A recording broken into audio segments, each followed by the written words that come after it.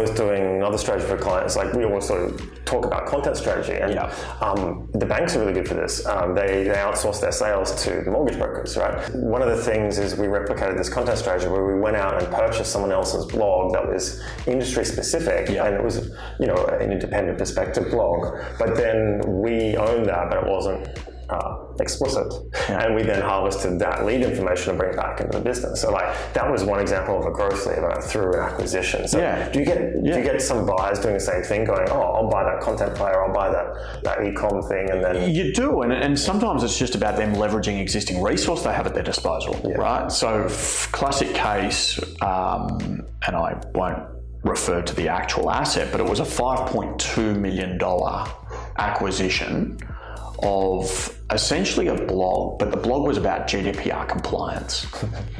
And so what that meant was that every web administrator, developer, business owner was referring to this blog for their resources, because everyone needs to understand GDPR compliance these days, and other privacy-like measures.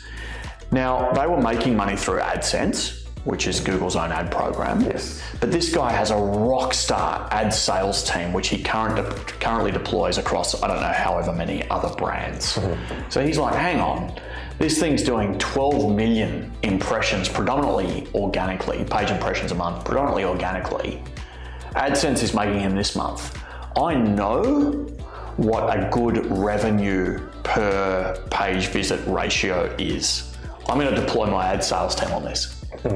So it's about people just figuring out what resources they have or what resources they need. And that's what the acquisition becomes.